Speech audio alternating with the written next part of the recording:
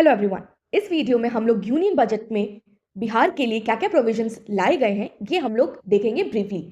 ये highlights of the budget होगा for Bihar. तो वीडियो को शुरू करने से पहले देखेंगे कि इस बजट को किसने पेश किया था। तो हमारी फाइनेंस मिनिस्टर निर्मला सीतारमण जी ने इसे दैट इज यूनियन बजट 2025-26 को प्रेजेंट किया था। सीतारमण, और ये इनका 8th बजट था एज फाइनेंस मिनिस्टर। ये बजट कब प्रस्तुत किया गया था? ये किया गया था 1 फेब को। पहले क्या होता था, फेब एंड में बजट को पेश किया जाता था और बजट पास होने में बहुत ज्यादा समय लग जाता था। इस वजह से ये प्रोविजन 2017 से शुरू हुआ कि अब बजट को 1 फेब को ही प्रेजेंट किया जाएगा, जिससे कि जो बजट सेशन है वो पहले ही शुरू हो सके और बजट पास हो सके और फाइनेंशियल ईयर के साथ साथ इंप्लीमेंट हो सके। एक और चीज आपने गौर की होगी या फिर बहुत जगह सुना होगा, इनकी साड़ी के बारे में भी बहुत बार डिस्कशंस होता है। बट हम लोग क्यों डिस्कशन कर रहे हैं? वो इसलिए क्योंकि ये जो इन्होंने साड़ी पहनी है इस पे आप देख रहे होगे ये मधुबनी पेंटिंग। ये जो साड़ी है ये हैंड पेंटेड है और ये इन्हें दुलारी देवी ने गिफ्ट की थी। Dulari Devi is a Padma Shri awardee from Bihar. इनको पद्मश्री अवार्ड मिला था इन 2021। दुलारी देवी को ये अवार्ड मिला था because of her dedication towards preserving the Mithila art. And ये जो साड़ी है ये हैंड पेंटेड है, ठीक है।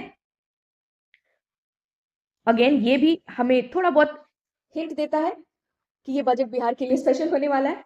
एंड थर्ड चीज जो इस वीडियो में इस फोटो में आप लोग देखोगे वो है ये रेड बही खाता, है ना। ये पहले आपने देखा होगा ब्रीफकेस यूज करते थे फाइनेंस मिनिस्टर्स। तो 2019 से ये बही खाता जो कि ट्रेडिशनली लेखा जोखा के लिए काम आता है ये यूज होने लगा, ठीक है। इस बजट का, इस यूनियन बजट का मेन फोकस एरिया जो है ना वो ज्ञान। और ज्ञान का क्या फुल फॉर्म है? गरीब, युवा, अन्नदाता और नारी शक्ति। और ये जो पूरा बजट है ये इन चारों को ही ध्यान में रख के बनाया गया है। सबसे पहला पॉइंट जो बिहार के लिए है हमारे इस यूनियन बजट में वो है financial support for the western Kosi canal ERM project in the Mithilanchal region of Bihar. इस साइड है वेस्टर्न कोसी कैनाल। ईआरएम क्या होता है? ईआरएम होता है एक्सटेंशन, रेनोवेशन एंड मॉडर्नाइजेशन। तो इस कैनाल का एक्सटेंशन, रेनोवेशन और मॉडर्नाइजेशन होगा for extension and restoration of the irrigation potential of this canal. इसमें क्या होगा? It will include repairing of irrigation channels, restoring irrigation potential, strengthening the canal banks, constructing silt traps and planting trees. इससे लगभग 50 hectare में फैले farm land को फायदा होगा और इन पे जो भी किसान खेती करते हैं उनको भी इससे बहुत ही ज्यादा फायदा होगा। क्यों? क्योंकि इनको सिंचाई के लिए पानी मिलेगा और उस हिसाब से ये कौन से क्रॉप्स को उगाएं और किस तरह से इसका लाभ उठाए वो आराम से तय कर सकेंगे। और ये जो होगा इसे पार्शियल फाइनेंशियल असिस्टेंस मिलेगी पीएमकेएसवाई से, दैट इज प्रधानमंत्री कृषि सिंचाई योजना से। गवर्नमेंट ऑफ इंडिया का है ये प्रधानमंत्री कृषि सिंचाई योजना। नेक्स्ट है हमारा बहुत ही ज्यादा डिस्कस हुआ topic, that is makhana board. तो मखाना बोर्ड को बिहार में सेटअप किया जाएगा और one district one product initiative के तौर पर मखाना को प्रमोट करने का पहले से ही प्लान बनाया गया था। तो इस बोर्ड को बनाने के बाद मखाना रिसर्च सेंटर को नेशनल स्टेटस दिया जाएगा और इससे मखाना के जो फार्मर्स हैं, जो मखाना की खेती करते हैं, जो उनको प्रोड्यूस करते हैं, उनको बहुत ही ज्यादा फायदा मिलेगा ताकि ये अपने इस प्रोडक्शन को बढ़ा के अपना जो फाइनेंशियल स्टेटस है, जो इकोनॉमिक स्टेटस है उसको ठीक कर सके। तो इससे क्या होगा? This makhana board will hand hold and train the makhana farmers and help them get access to the relevant government schemes. Nutritional value के बारे में बताया जाएगा makhana board and research centre के द्वारा।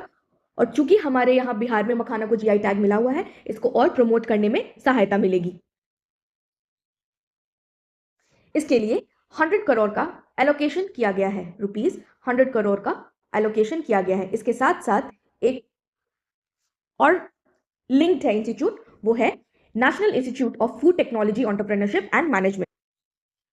ये जो है ये मेजरली एक इंस्टीट्यूट होगा फॉर प्रमोटिंग फूड प्रोसेसिंग इन बिहार। ये ऑलरेडी बिहार के बजट में बहुत बार डिस्कस हो चुका है, तो इसी के लिए हमारे यहाँ अब ये प्रोविजन आया है यूनियन बजट में भी एक institute in Bihar for food processing.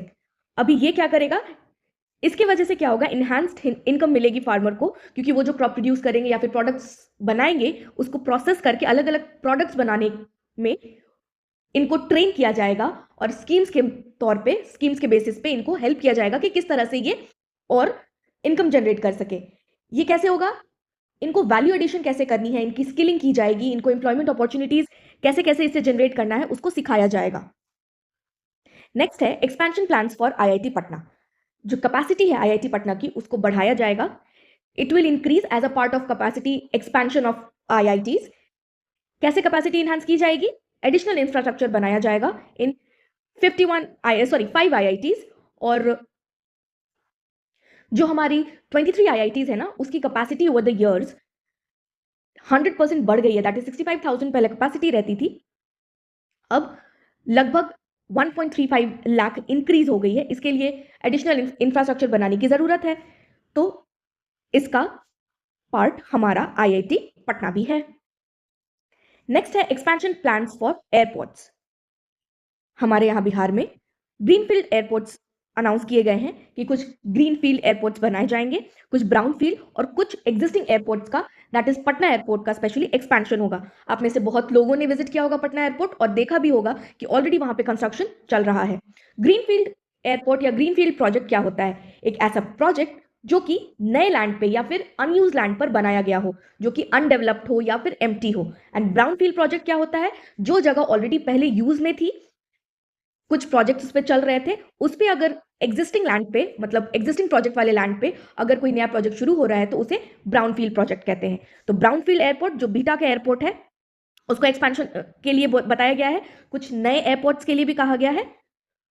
तो यही है, ये अगेन इसका डिस्कशन इसलिए हुआ था ना क्योंकि एक स्कीम है सेंटर की, दैट इज उड़ान स्कीम, जिसमें 88 पोर्ट्स, एयरपोर्ट्स और 619 ऑपरेशनल रूट्स बनाए जाएंगे फॉर 120 न्यू डेस्टिनेशंस, क्योंकि इनका टारगेट है to serve 4 crore passengers in the upcoming 10 years। इस वजह से ये लोग एयरपोर्ट एक्सपेंशन की भी बात कर रहे हैं। प्रीवियस बजट में, दैट इज 2024-25 के बजट में 59,000 करोड़ का एलोकेशन किया गया था for road connectivity, power and flood management in Bihar. अब चलिए देखते हैं कि बिहार ने सेंटर से क्या मांग रखी थी बजट पेश होने के पहले। तो डेप्यूटी चीफ मिनिस्टर सम्राट चौधरी ने 13,000 करोड़ की मांग रखी थी from centre for flood management in north Bihar, to upgrade Darbhanga airport, Rajgir Bhagalpur के नए एयरपोर्ट्स के लिए और रक्सौल एयरपोर्ट के लिए नई फंडिंग मांगा था। उसके बाद इन्होंने रिक्वेस्ट किया था for construction of 10 new KV, that is Kendriya Vidyalaya, and 1% GSDP relaxation for additional borrowing, ताकि उसको कवर किया जा सके, and approval of small modular nuclear reactor apart from the high speed corridors. और ये मैंने ऑलरेडी बात कही है कि यूनियन बजट में 59,000 करोड़ एलोकेट किया गया था और नीतीश कुमार ने इस बात पे कहा था कि आप हमारे बिहार को स्पेशल कैटेगरी स्टेटस दो या फिर एक स्पेशल पैकेज दो। तो इस वीडियो के लिए इतना ही। Thank you.